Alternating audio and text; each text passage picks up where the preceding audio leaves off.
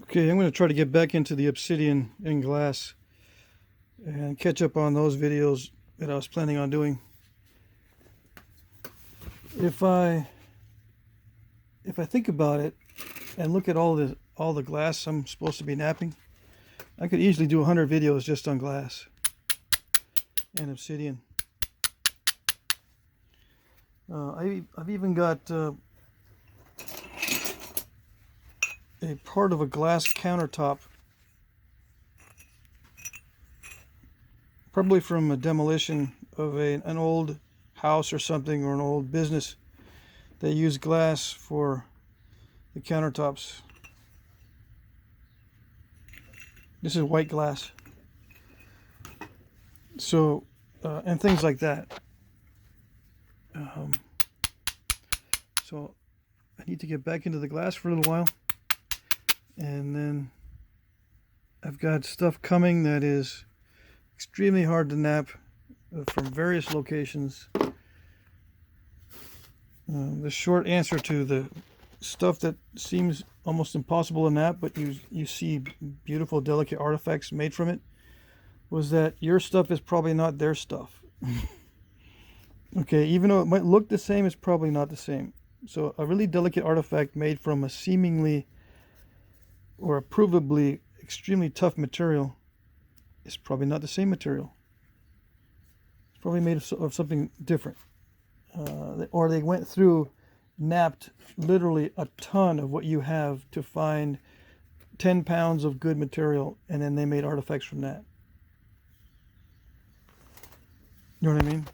I mean, nappers back in the day, they could have had a specialized class of people that did nothing but nap, and everyone would just bring them rocks.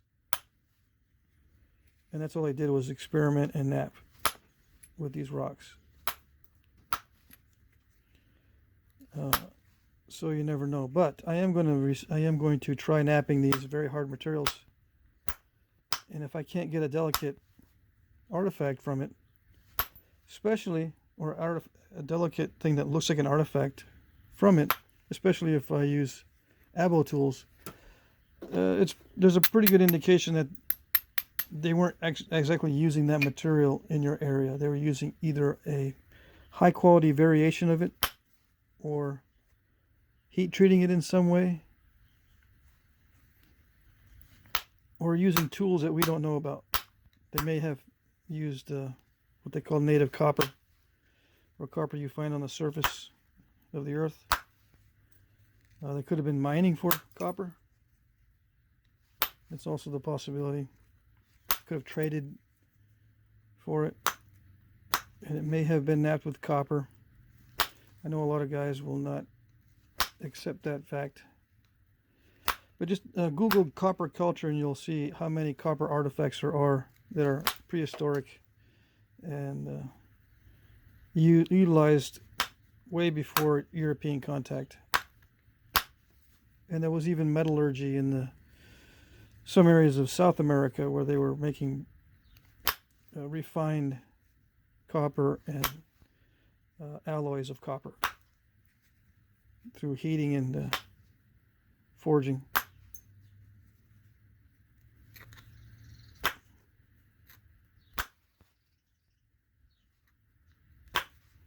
Okay.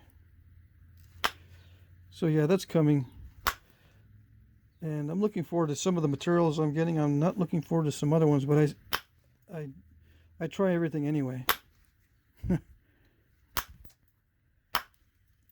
Because I'm curious too. I had one guy send me stuff from New Hampshire. That's where I grew up. And I was excited.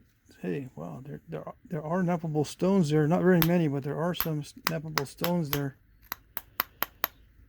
So he sent me some stuff, and it turned out to be terrible. Absolutely horrible to nap. And yet, there are artifacts that look kind of delicate, made from material that looks just like it.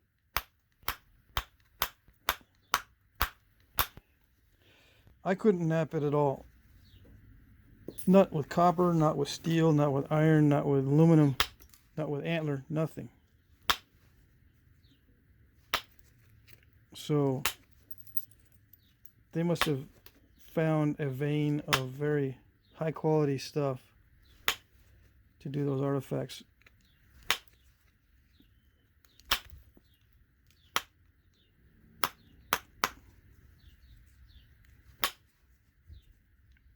And that's just one example. That's just the one that sticks in my mind right now. So if you're having trouble with the stuff in your area, it's because the stuff in your area probably stinks. You know what I mean? It's probably not good. And if you send it to me, I'm going to say, ooh, it looks like this stuff's not any good. You know what I mean?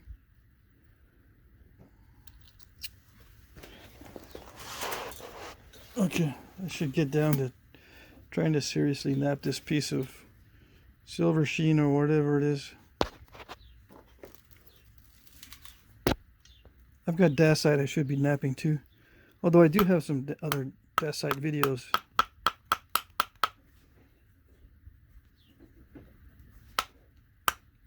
I may just skip dacite because I've already done it on video.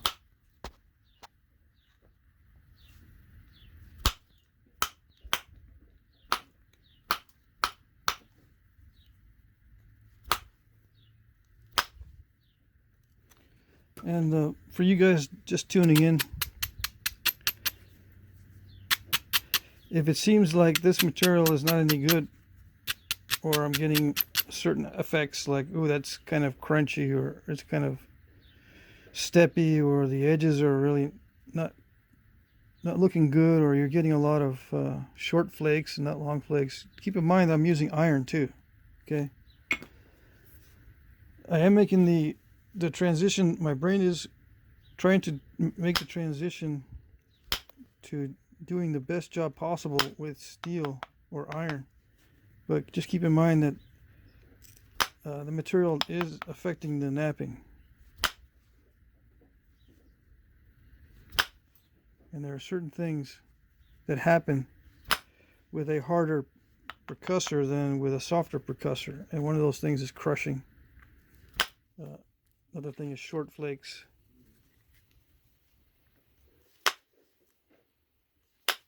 And that sort of thing. So why do I use different materials when I'm kind of muddying the waters so that you really can't tell what's going on? Is it a tool, or is it me, or is it this material, or is it the technique? I do it mainly because people in different areas don't have access to the traditional materials, or they want to nap, even though they have access to it, they want to nap with something easier, or something less expensive, or something that is less maintenance, or something that they can just get together and put together within 5 minutes. Because all they want is a hunting point. There's a lot of people like that. If you want purity of material,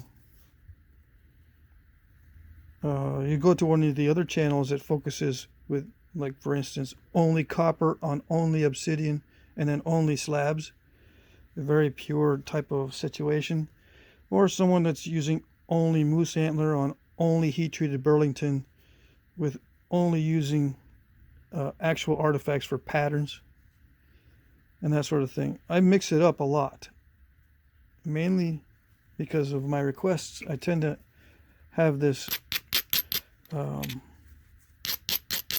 focus where I try to answer questions instead of demonstrate certain very specific areas of this hobby, or very specific skills, or very specific technologies. I'm all over the place because you can't answer everybody's question with just a certain very narrow set of tools or type of material, or a certain mindset, or some sort of ideology. you can. I mean, people do it all the time. They realize they're answering it within their particular narrow field.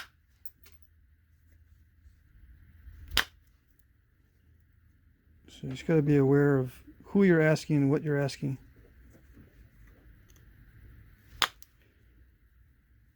When it comes to getting answers to your questions, which is better as far as materials go for tools, which is better for knapping materials, etc., etc. It's you're going to get different answers from different people. I tried to give you a wide range of experiences and answers.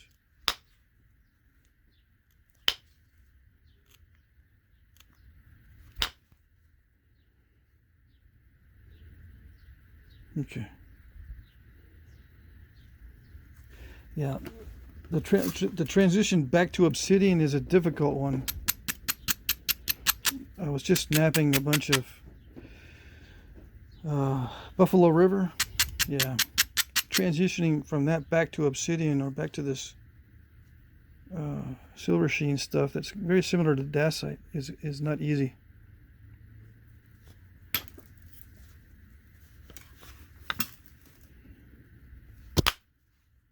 It's a whole different feel.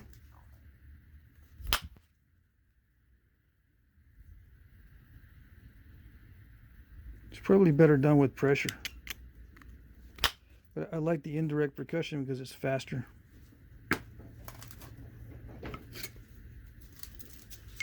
But I can't risk it forever. This is risky to do the whole thing with indirect percussion because it's so brittle.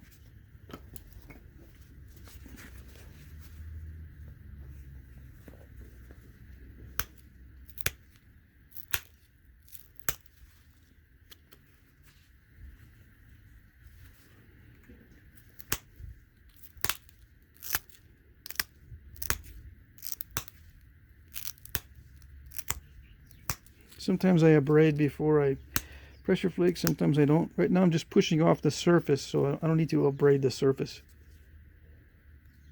But when I start to drive inward, I need to abrade the edges more so I can form a rounded edge to push off of. It's a lot stronger than this non-abraded sharp edge.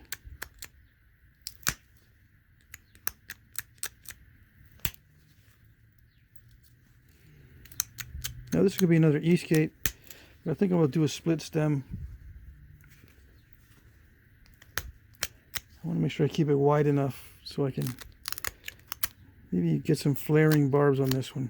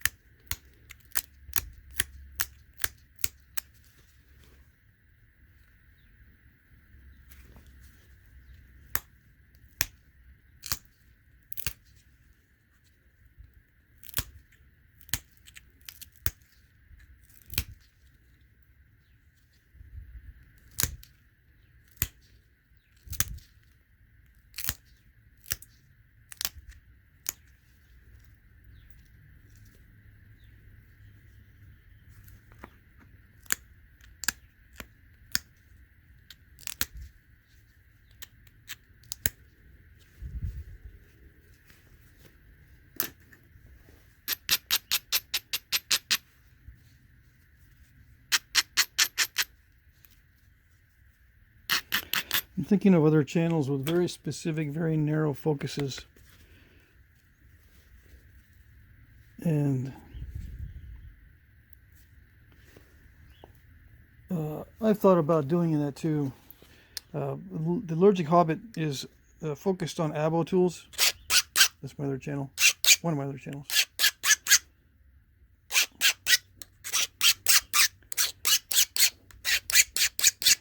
And the problem with that is that someone's automatically going to assume that the techniques demonstrated are the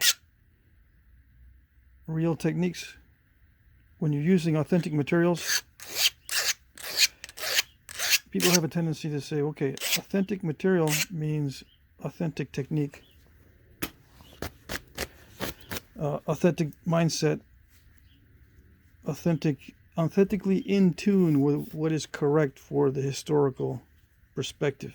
Like that guy has his historical perspective correct, or something similar to that. He's got the right mindset, so I got to listen to that to get information on how things were made back in the day. If you want to think that way, just be prepared to be shocked once in a while when someone comes up with a new idea. And then you have to toss out all the things you thought you knew.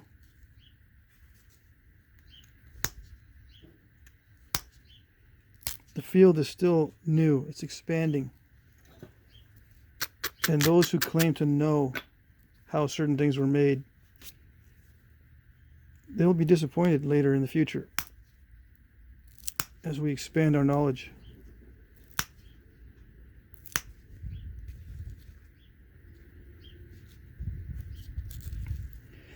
The problem is some are so stubborn that they will reject the new knowledge so that their gurus can remain looking credible.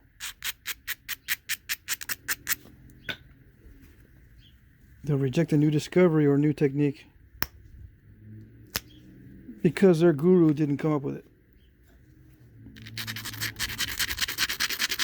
And that's where we get into the areas of pseudoscience. Science is evolving, always evolving.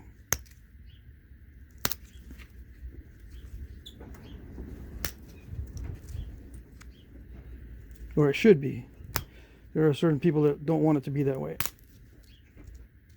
They want science to be somehow morally justified or morally insightful.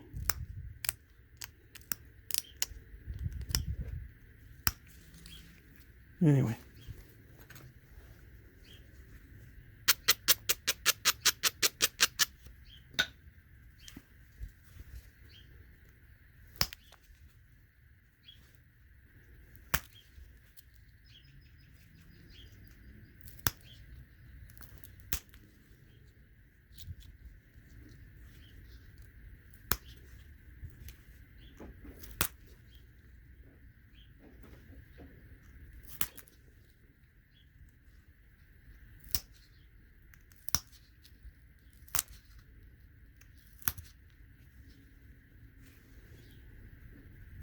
So yeah, this stuff responds well to pressure flaking.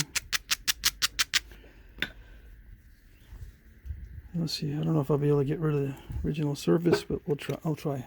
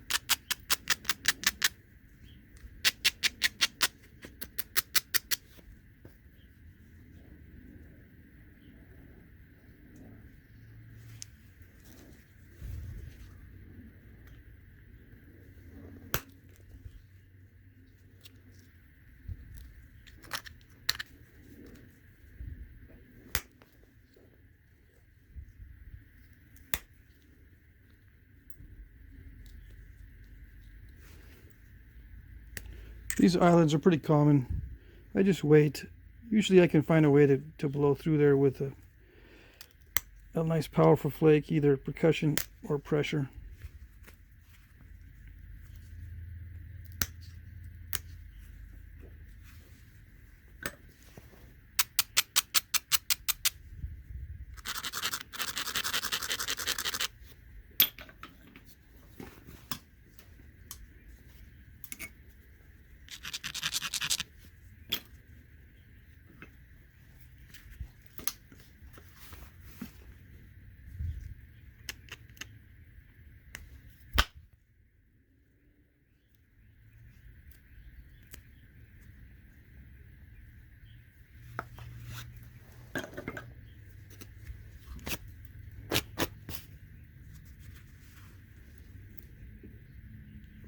"22 minutes.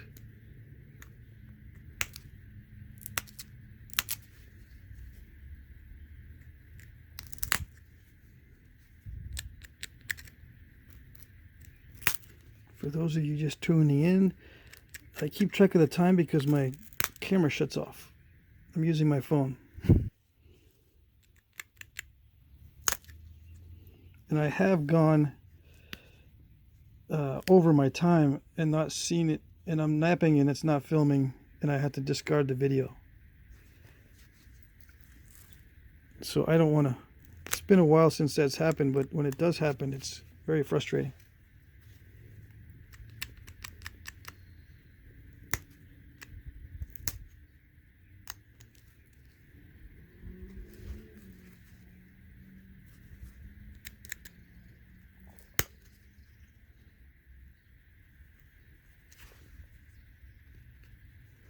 And I'm taking my time on this one because I want to.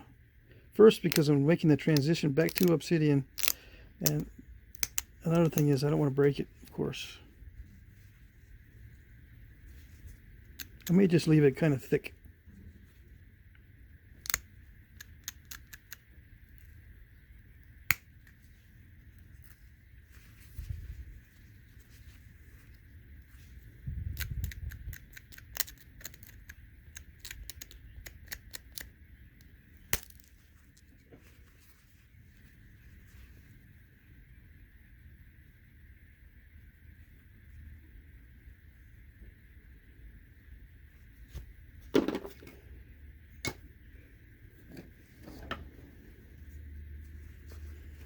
Yeah, I think I'm going to start the notching already.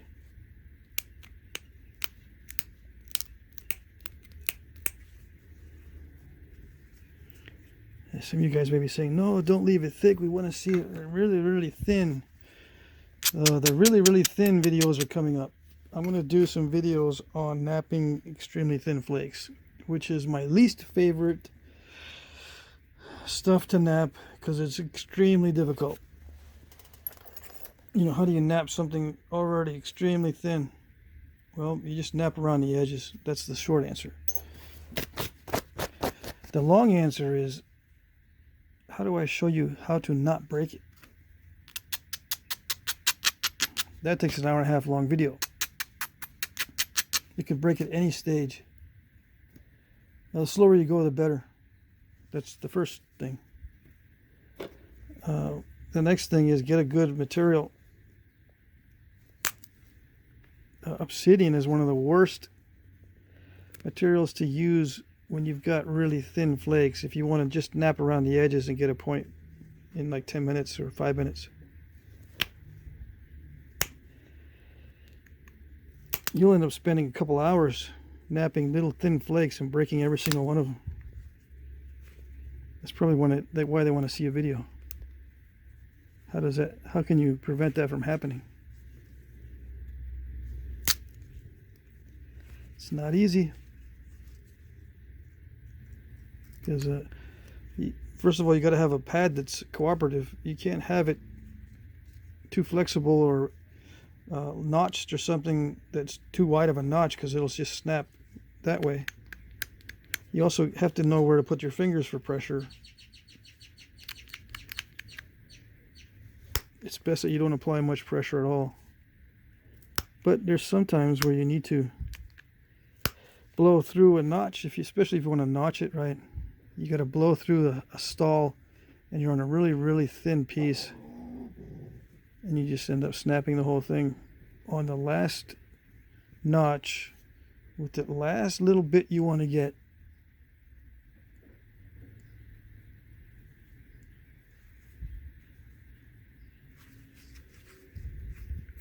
That last little bit of depth on the last notch. Oh yes, I know.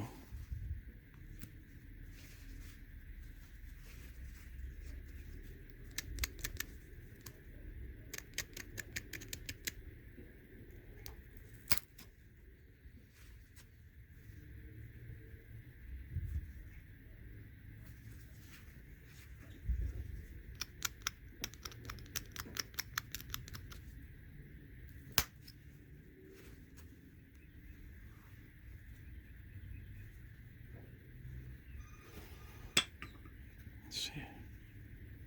Yeah, I can start the notching. Let's see.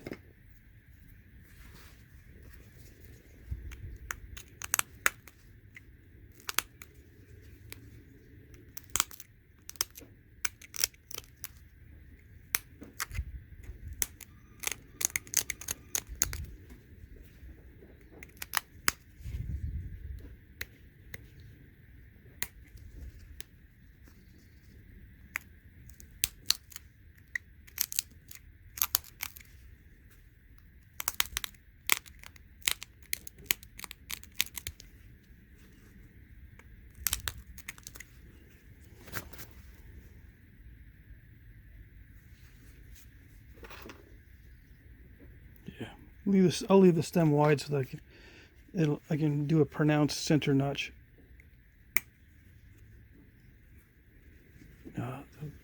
The trick is drive these flakes without expanding them too far to the, these flakes can pop out and expand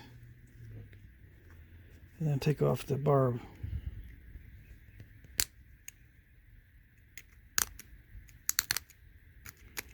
How do you not do that? Well, passive pressure,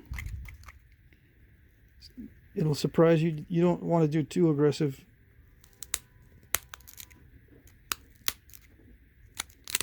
Although I use aggressive to start, I tend to use passive on the interior of the notch.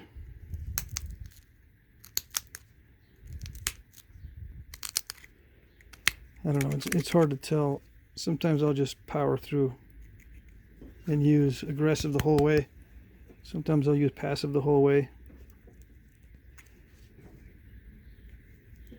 But I should be using passive pressure. Push on it and wait till it pops off by itself rather than forcing it. Passive is waiting for it to pop by itself. You add pressure, wait, keep adding. If it doesn't go, move over and let it surprise you. Kind of like pulling the trigger on a very precise target, very small target.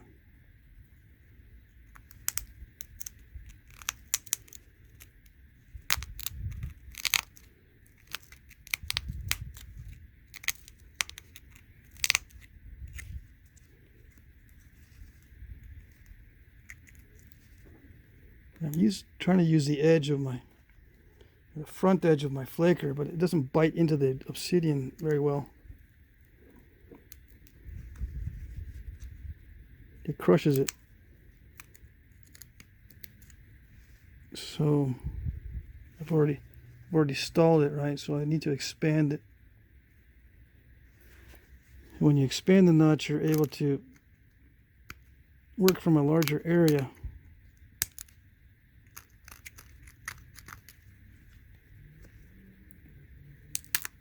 Yeah, sometimes it's thinner on one side than the other side of the bottom. You push on the thinner side and then it allows you to walk it over. I was holding my breath there.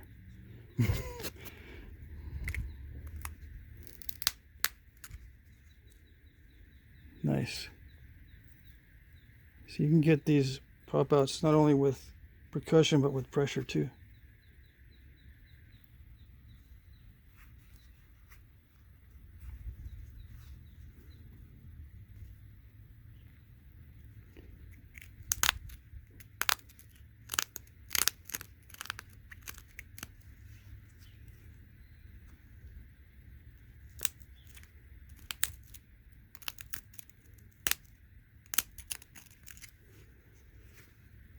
All right, I think I'm over the time limit. I'll continue on the next segment.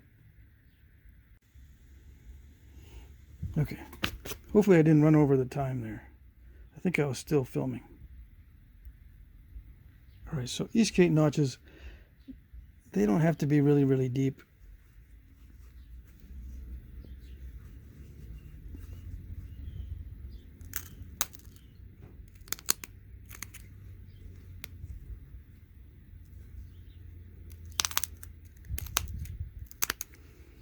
They look cooler if they are, though.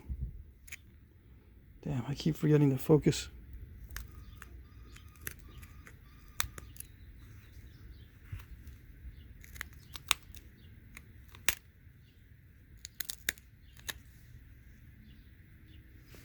Yeah, that's about this is as deep as I dare to go, because I'll have to push way too hard to get more pop outs.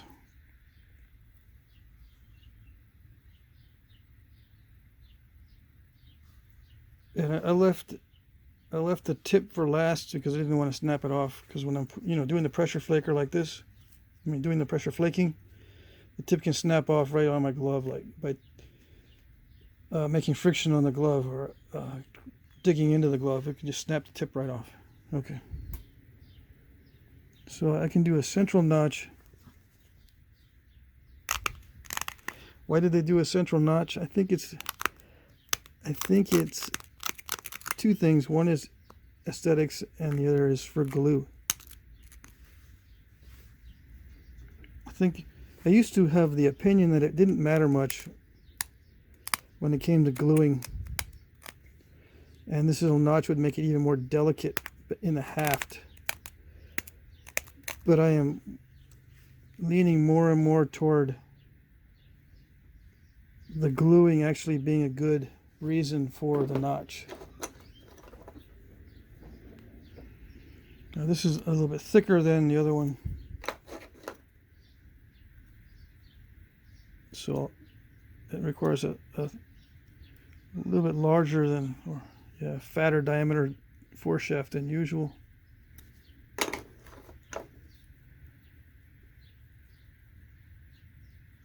Yeah, usually all my arrowheads of this type, of the bird point variety, it's quote unquote bird point variety, will fit into this type of notch here, or this size. But the ones that are a little bit thicker, they won't, of course. All right, so, but it's okay. I made this intentionally thicker so I wouldn't break it.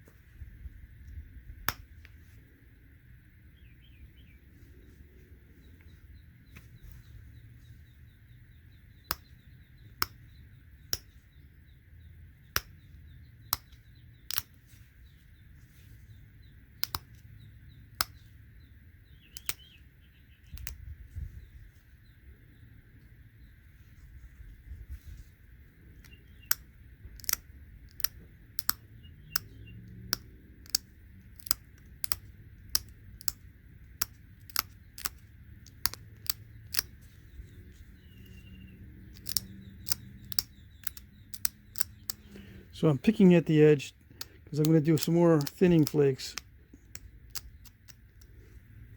into this area because it is kind of lumpy. But a lot of modern knappers will finish off by doing this final pass where they're just picking at the edge to make it straight.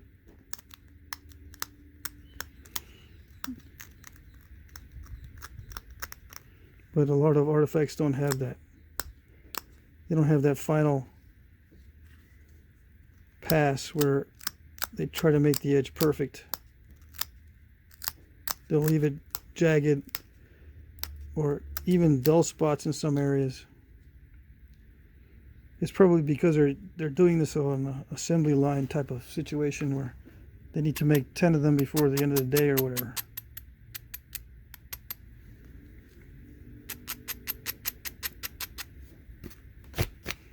And yeah, I think back in the day, they did have quotas for how many they needed to be making, especially if they make them for other people.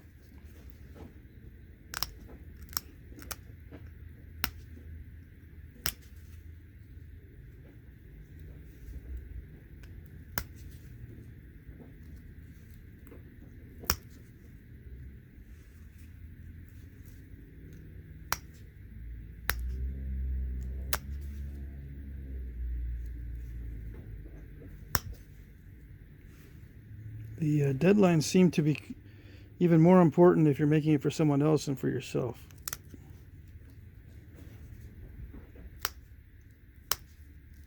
And sometimes the quality as well. You don't really care about the quality of your own arrowheads, but if you're making it for someone else, you tend to up the quality so that you're not looked down upon, right? Hey man, I thought you were going to make me some good stuff.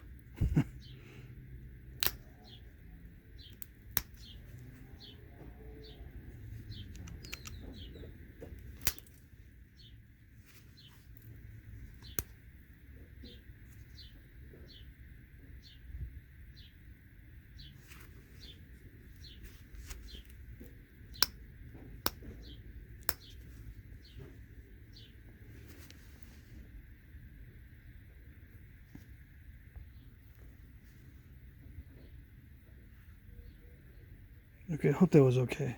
I keep forgetting to focus, and it's not because of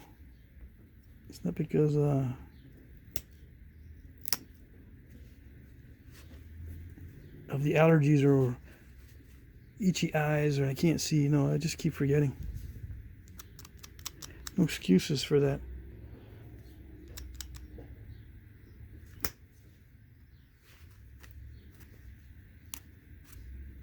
All right, so I'll stop messing. One more.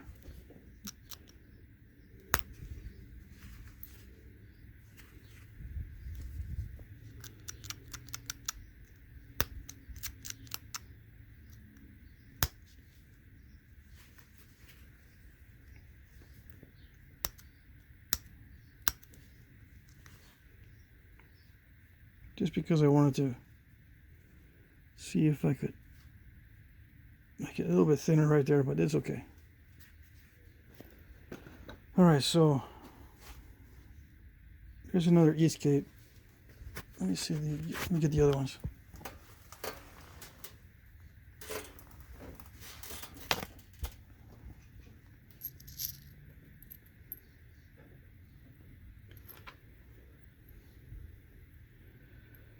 Okay, so when I'm used to using Obsidian, I can get them pretty thin. So I started with that one, and then I made this one, got thinner, and then I went to a chert, a difficult, semi-difficult chert, and now I come back to Obsidian, and it's really thick.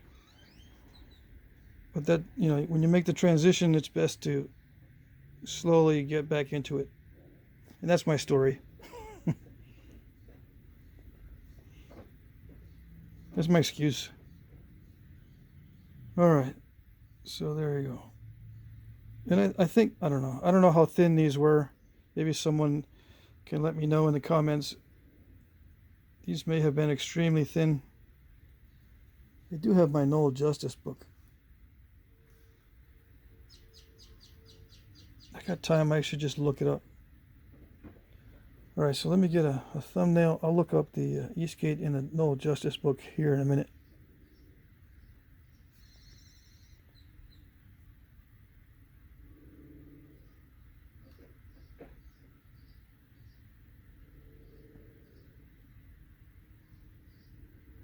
Okay.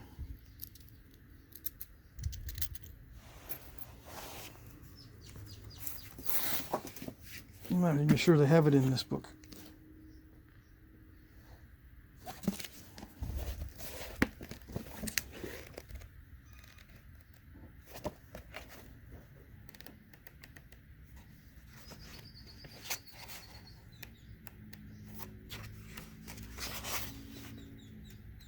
They have a bunch of Gunthers in here.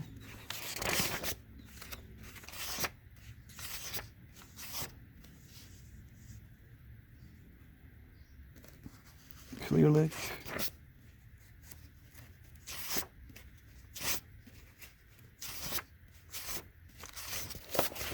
Just look it up in the back. Yes. Except they have several pages. If you don't get the right page, you don't get the picture.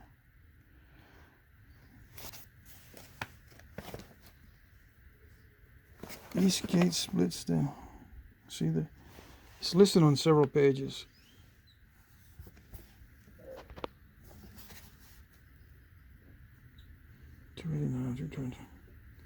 Let's go to 322, because all the true arrowheads are toward the back of the book anyway.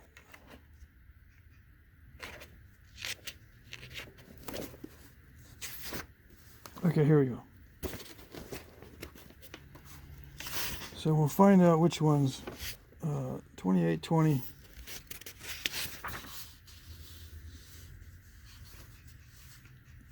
There's no side profile. 2824.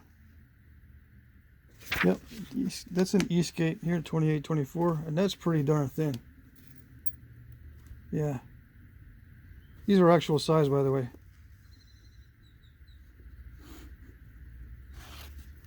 So that's really thin. This one here, this is more my style, right? 2425 is expanding stem Eastgate also. So they're a variable. Could be thick. Let's see. Is mine thicker? It could be thicker.